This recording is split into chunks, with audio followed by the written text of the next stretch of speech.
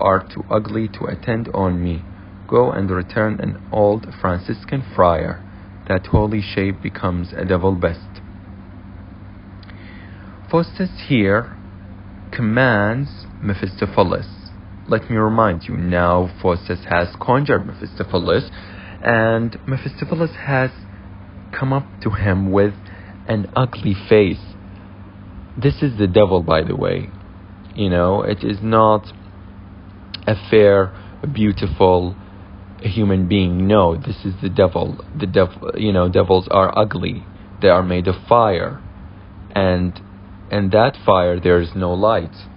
So it is, a hideous creature. So Faustus here is not satisfied.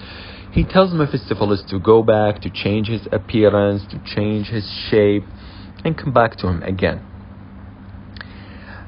In the fourth line, when Faustus says, old Franciscan friar, that holy shape becomes a devil best, here we have criticism, indirect criticism. Here, the playwright, Christopher Marlowe, criticizes the clergyman at that time, during the Elizabethan times. It seems that at that time, churchmen used to use religion as a mask. They kill, they steal fortunes, money, they rape, they do all of these hideous things in the name of religion. So here, they are criticized. Although they wear their cloaks and, hold their books, but from the inside, they are merely devils. They are bad people. I see there's virtue in my heavenly words. How plain is this Mephistopheles, full of obedience and humility. Such is the force of my magic and my spells. Now Faustus, thou art conjurer, laureate, that canst command great Mephistopheles. Here Faustus feels proud. He feels that Mephistopheles is nothing but his servant, because he is so obedient, to the point that when he asked him to go back and change his look, he did it immediately. So Faustus feels proud. Link these lines to the theme of pride when it pops up, in the exam. He even calls himself conjurer laureate, which means that he is the best summoner of magic. He is the best at what he does.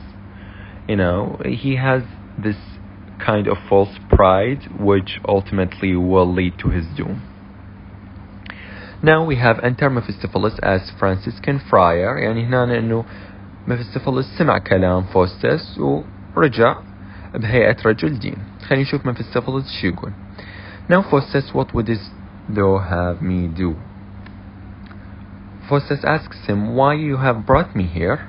Faustus replies, I charge thee, wait upon me whilst I live, to do whatever Faustus shall command, be it to make the moon drop from her sphere or the ocean to overwhelm the world. Faustus here tells him that he wants to have full command over the world. He wants to be the ruler of the entire universe.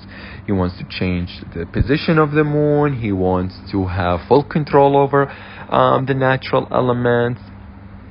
He as if he seeks false glory. Mephistopheles tells him, I am a servant to great Lucifer, and may not follow thee without his leave. No more than he commands must we perform. Mephistopheles here tells him that, no, I am only a servant to Lucifer, to Satan, and I will, and he tells him that he will follow whatever Satan tells him. He will do whatever Satan wants him to do.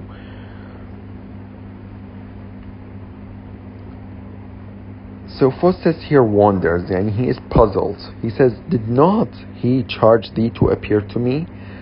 يقول له هنا إنه didn't Lucifer ask you to appear before me?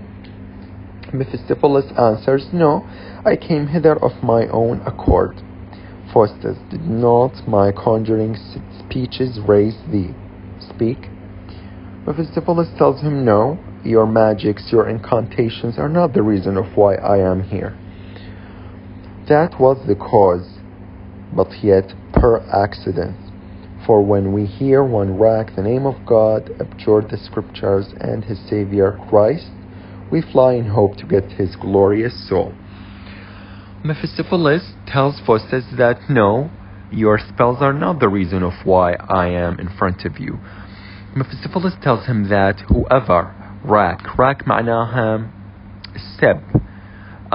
It means that when you associate the name of God with nasty things. Abjure the scriptures means the Bible. And when you leave the Bible and rack and curse the name of God and Jesus Christ, the devil will show to that person. طبعا هنا آخر سطر when يقول we fly in hope to get his glorious soul, this line is ironic. It is irony because, you know, first of all, the devil is an evil creature. So when he is going to fetch a certain soul, or for example the soul of Dr. Faustus himself, it is not going to be glorious. It is a damned soul. It is a soul that will never ever see or feel the joys of God. ولهذا السبب آخر سطر يكون irony. هنا بآخر speech اللي هو مال Mephistopheles, why this is hell nor am out of hell. Think as though that I who saw the face of God. طبعا هنا Mephistopheles tells Faustus that he is in perpetual hell. He cannot get out of hell. He is till the end of time deprived of God's joys. He will never be allowed to enter heaven. These lines have a sort of moral message. They are like a wake-up call for Dr. Faustus that he ignores. Yani imagine, here Mephistopheles is crystal clear. He declares that he is in a continuous hell. He is damned. He will never find rest. He will never find peace. And yet, Faustus follows him. Faustus will follow the devil. He will continue in practicing the black arts. Which shows us how Faustus's soul is damned as well. He will not have a happy ending. And I don't know why, but I remember the story of the fall of man, the story of Adam and Eve, قصة آدم وحواء. يعني try to link it to these lines.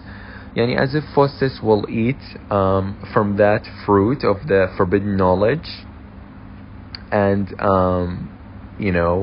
that fruit and that bite from that forbidden fruit, which is the witchcraft, will bring his own downfall. He is a damned human being that will meet his not glorious end at the end of the play. It also shows us that Faustus is thirsty for more. He wants to possess godlike powers. He wants to have supreme power. He wants to, he does not want to be an ordinary human being. He wants to fly. He wants to be just like Icarus. He wants to be different. So he believes that by following the devil, he will have that sort of ultimate power. He will have that sort of ultimate power, but at the end, that power will consume him, and he will go straight to hell. خلاص Act 1 من مسرحية دكتور فاوستس.